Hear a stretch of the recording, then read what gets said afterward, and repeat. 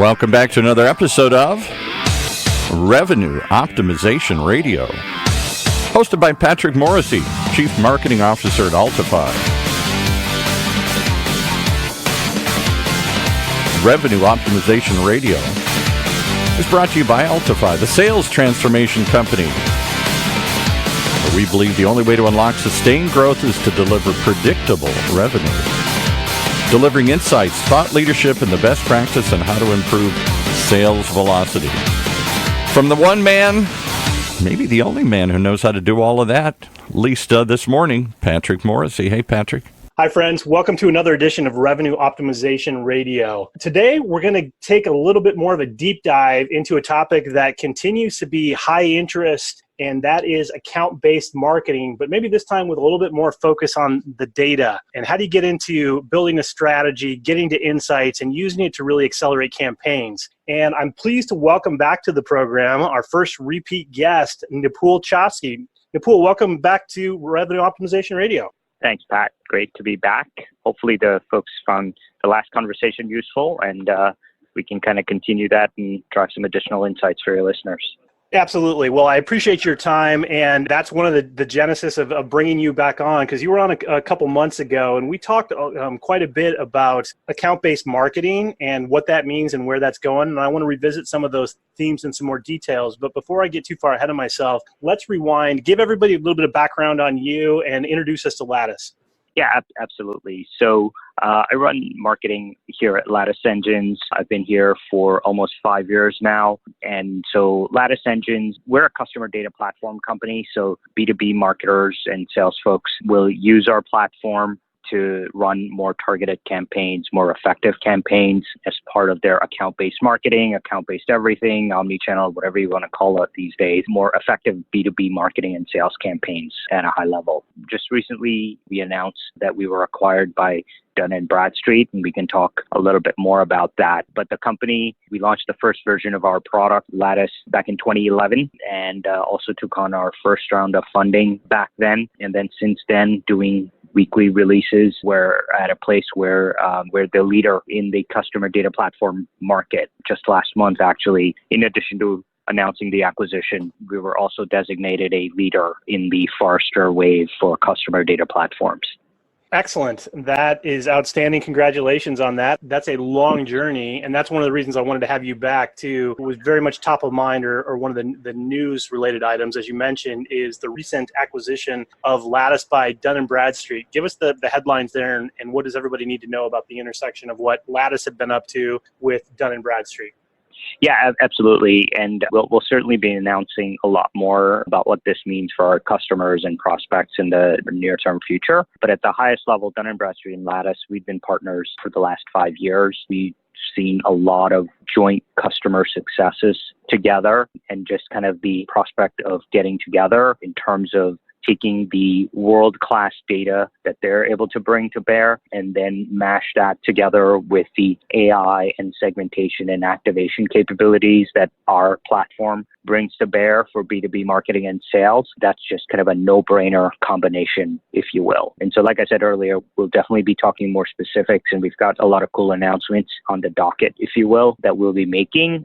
But at a highest level, this is all about making it easier for B2B marketing and sales folks to be able to take data and to be able to activate it in their omni-channel campaigns and then account-based marketing campaigns and so on. That's exciting news. We will definitely be following what happens in the evolution of what the combination of Lattice as part of the D&B family means. But let's take a step back for a second, or step away from any individual company or technology for a second.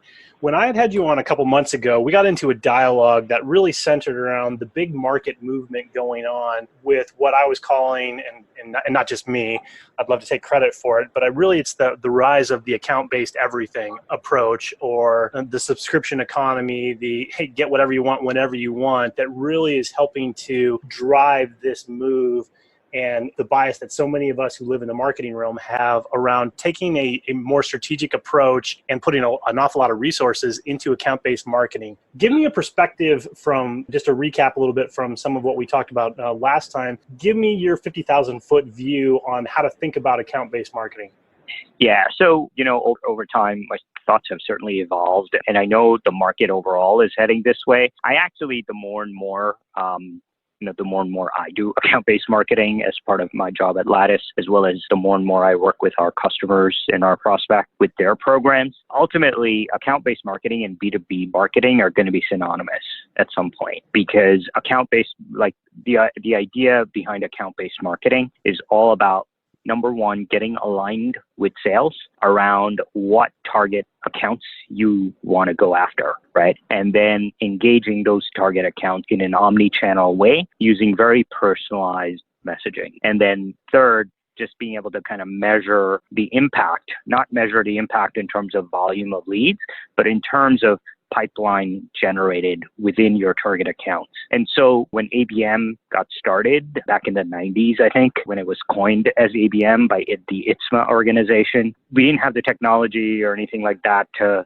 kind of take those three things that I talked about and do that at scale. But we do now, right? With the advent of AI and data, the advent of data lakes, with the advent of all these different sorts of data providers out there giving you information about your prospects and buyers, companies like D&B, for example, right? Or HG Data or Bombora and whatnot. So the idea here is that approach that you take when you're doing account-based marketing, that's something that you should take when it comes to B2B marketing in general. Now, I'm not saying that if you're going after the SMB business, that you're going to start looking at each one of your SMB prospect and creating custom tailored one-to-one content for each and every one of those prospects. That's obviously not scalable, right? And there are a variety of frameworks that you can use to kind of figure that out. Like Informatica, for example, they believe fully in the way that when it comes to doing any sort of B2B marketing, you want to be account-based, and you want to take those account-based marketing type principles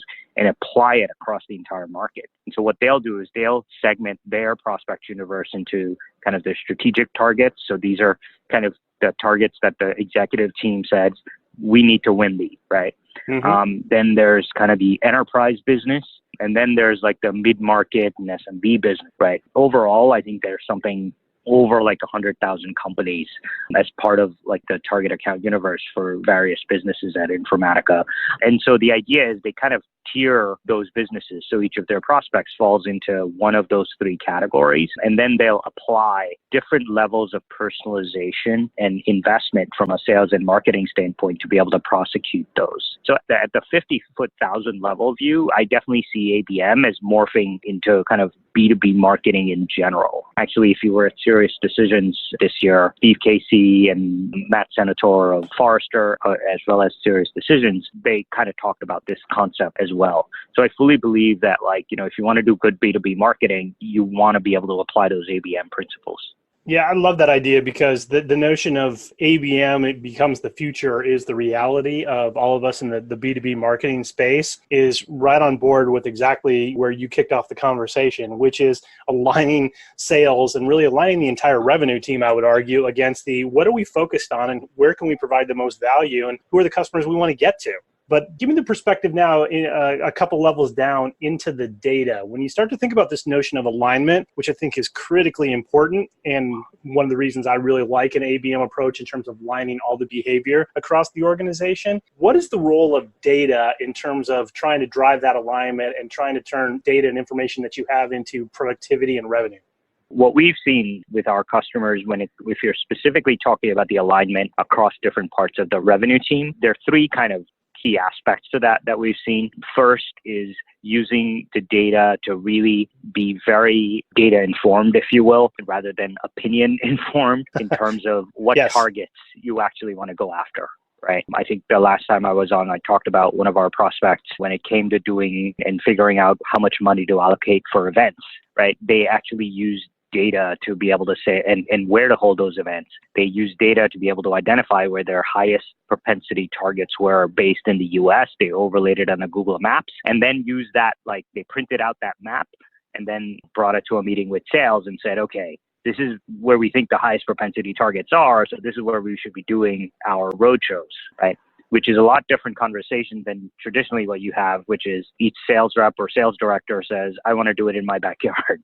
Right. So the data goes a long way towards helping you to identify and assess who to actually target. And so obviously that's a key part of the alignment. The second thing that we found that is a really important part of alignment is not just kind of arriving at the list of accounts and maybe even contacts that you want to target, but also being very transparent about the underlying reason for why. Alignment is all about having a good relationship, and having trust between sales and marketing and other parts of the revenue team is absolutely critical in order to drive alignment. And just having that transparency around why is this particular account something that we should be targeting rather than this other account, because based on my experience, this other account is going to be converting a lot more. And so the data, you want to be able to provide the data to kind of back up your decisions around what accounts you want to target. So that's the second aspect. And then the third aspect around alignment is context. There's a lot of data elements that are now available, not just through third-party sources, but also within the four walls of the enterprise, where if you just open that up and make that available to folks, obviously in a consumable way, that goes a long way towards driving alignment as well, so that you have the relevant context around, if I know this is the person that I want to target and I know why, having additional context around what they've done with us in the past, whether it be what products they've bought for us in the past, whether it's what have they browsed on our website, what webinars have they attended in the past, what white papers have they downloaded for us, what kind of third-party content have they engaged with. All those sorts of signals goes a long way towards providing the context that someone needs to actually drive that engagement. And so I believe that in order to drive alignment, you need all three pieces, because otherwise you're not going to be very successful in terms of driving the engagement that you need across sales and marketing in order to close a particular prospect or customer as part of your ABM strategy. Really, the importance of data top to bottom, from getting everybody on the same page to taking a fact-based, evidence-based approach to what you're doing and where you're going, I think is where all of us are trying to get to at whatever level of maturity we're at.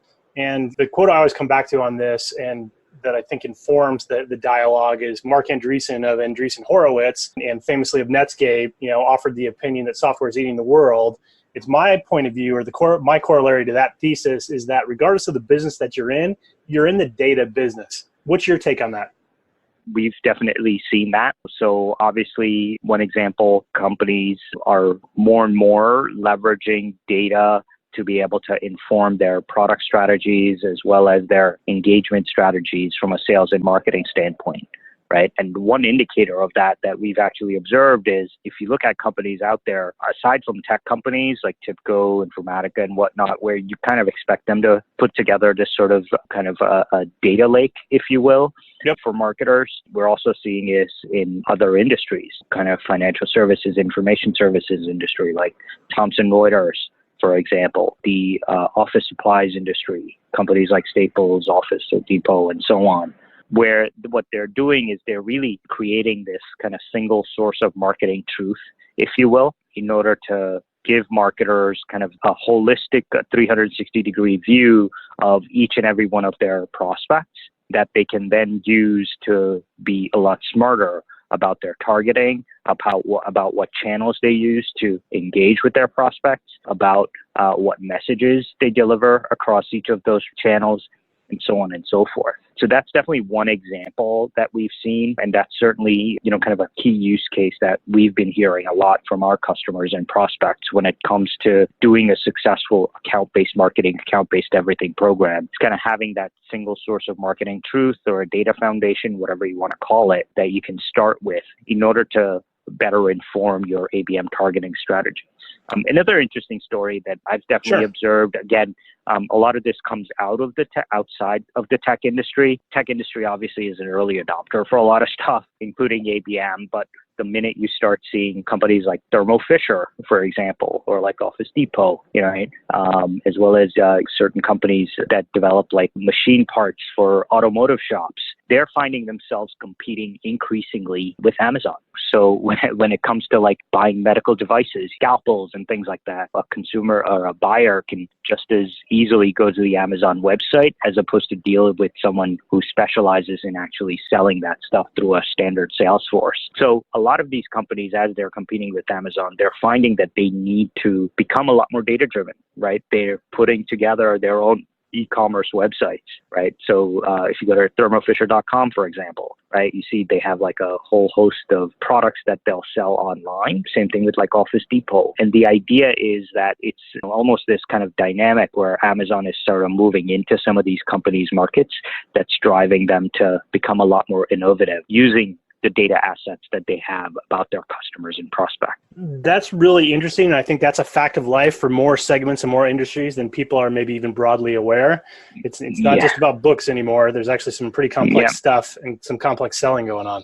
Yep, absolutely. Absolutely. And so again, this is all indicative of the fact that data is very foundational. In the B2C world, from a marketing and revenue generation standpoint, we've always kind of known it. In the B2B world, we've known it, but until very recently, it's been very hard to become a very data-driven business. You've always had things like data warehouses and data lakes where you can kind of create this single source of truth for segmentation, for targeting, and all that good stuff. But it's just been really hard for marketers to be able to take advantage of that. One of our customers, for example, and this is actually, and they're in the tech industry, so they're fairly advanced. They had a data lake. This is typical. They had a data lake where they'd aggregated all of their account and contact data, information about third-party intent signals, what are each of their accounts and contacts searching on the internet and whatnot, into a single place, into this data lake, which is great, right? So marketers had kind of this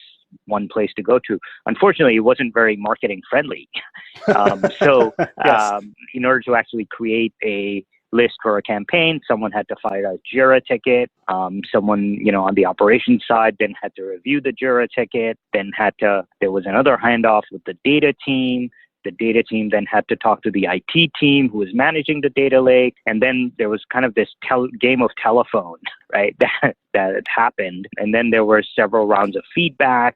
And ultimately, in order to just create a good list for an omni-channel campaign, it wound up being 2 to 3 weeks before you could even do anything. And so ultimately, the idea here is marketers are starting to realize that, they have all these data assets. They want to take advantage of it. And up until recently, only data lakes have been really available to them, but those aren't very efficient. And so new technologies like customer data platforms go a long way towards making it a lot easier for marketers to be able to directly access all of that data in a very consumable way so that they can create the audiences themselves and self-serve those audiences and then put those audiences into whether it's Marketo, Eloqua, Salesforce, Facebook, or whatever to run all these multi-channel campaigns that they're aspiring to. That's very interesting on a couple different levels. And kind of rewinding back to your idea of a foundation, when you start to think about what are the foundational elements to be successful with predictive, where do you go with that? Because I've heard a couple examples, particularly in the B2B side, where there's a lot of strategy, there's a lot of intent, there's even sometimes a fair amount of data, but it's not like the consumer scenario where you have tens and hundreds of millions of records. And sometimes companies get back in their first early forays into trying to be more predictive with the data. They get back false positives or the data doesn't match up because they don't have enough of the reference underlying data. When you start to think about where can you find the value the fastest and what are the foundational elements that are important when you start to try to turn data into the sort of predictive insights that drive alignment and drive impact, where should you be starting? That's a great question. I talk to a lot of marketers and, one of the questions is, I get often is, well, look, I'm looking to, for example, improve on my engagement strategies with my top 50 accounts. Mm-hmm. And in that instance, my answer to those folks would be, well, with 50 accounts, if you're looking to leverage some sort of machine learning, you're not going to get a whole heck of a lot of value out of it, to be honest. Yep. And the reason for that is if you've got a top 50 account, the assumption is each of those accounts has a sales rep who's pretty much parked in the parking lot for the office, for the headquarters, for each of those accounts, right? So they know everything that they need to know about each and every one of those accounts in a fair amount of detail. So when it comes to predictive analytics and machine learning, one of the key value props is like figuring out what's an A account versus a B account. Mm-hmm. Well, if you've only got 50 accounts that you're targeting, machine learning isn't really going to help you there. Right? Maybe there's additional third-party data signals that you may be able to get in terms of third-party searches or what kind of ads people are clicking on and things like that. That's certainly valid. But when it comes to machine learning, for the sake of prioritizing which accounts to target, it's not as effective when you're going after kind of the top tier of your accounts, if it's like 50 or 100 accounts. Now, once you start moving beyond that, that's when you start getting a lot more value, right? When you start getting into the 500 to 1,000 accounts that you're targeting, that's where the value proposition around leveraging predictive analytics to prioritize which account to target really comes into play. There is another dimension to this as well, where even if you don't have thousands of customers, if you have hundreds of customers, but you have thousands of products or SKUs, if you will, predictive analytics can play a big role in driving value. Because again, the idea is that predictive analytics can kind of sift through all that data around each of those SKUs to be able to identify patterns in terms of what kind of customer is most likely to actually buy that particular SKU. So in a cross-sell, upsell scenario, you can also look at it from that perspective in terms of the volume of products that you actually have. So when it comes to using machine learning for identifying patterns around who is going to buy, who should be rated an A account versus a B account for a particular product, then yeah, you're exactly right. Like in terms of you're not going to have a heck of a lot of data that's going to give you a really good signal. At least that's been our experience. Now, when it comes to using AI and data to be able to sift through, for example, like your email content, there are a variety of companies out there that do that. I think like People.ai, for example, does something like that. In those instances, you start to see value, but it's a different kind of value where predictive analytics and machine learning helps you to detect patterns in terms of the types of interactions that people are having. And that's a lot different than using AI for scoring, right? That makes a ton of sense, and I think that's really good guidance. I know we're approaching our time here, and you're a busy man moving the market. Last time we talked, you gave me some examples of characteristics of revenue and sales leaders that you thought were critical to success. Give me an example of somebody that you thought was great in marketing or strategy or some discipline beyond sales that gave you some lessons learned or rules of the road that you take with you that informs your approach to marketing, revenue, and go-to-market. I've been fortunate to have worked with a lot of great leaders on the sales and marketing side, as well as a lot of great CEOs. One, just as an example that I'll give you here.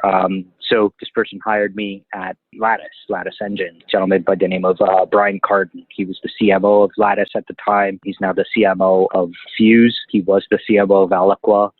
Back in the day, we were kind of competing against each other when I was at Marketo. And there were a lot of great lessons, but one of the first lessons that I learned from him was really, as a B2B marketer, we're increasingly living in a data-driven world, but it's important not to forget about the kind of the creative side of things, because while data is great at helping you to identify context and get more insight in terms of what accounts you're targeting and kind of the nature of their business and any issues they may be having, ultimately, you still need to get the attention of individual people. And that's where creative really comes into play. Too often I'm seeing, especially over the last couple of years, just a lot of auto-generated SDR emails, for example. I'm sure you've gotten these as well, which are they're not insightful and they're not necessarily creative as well. And so one important lesson that I've learned from Brian that I've carried through in a lot of the work that I've been doing is really around how it's important to not forget the creative side of things, because ultimately, once you know who you want to target and what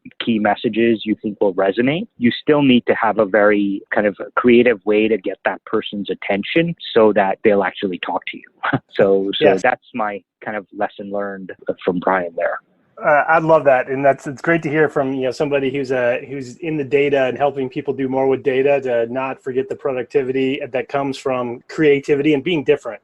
So Nipul, I really appreciate your insight. If people want to get a hold of you, what's the best way to reach out to you?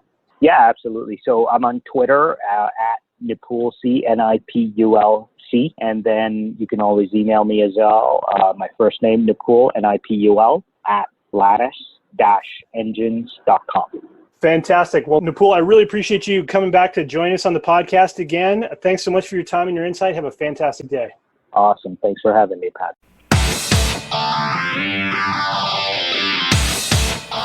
You've been listening to another episode of Revenue Optimization Radio, brought to you by Altify, right here on the Funnel Radio Network for at-work listeners like you.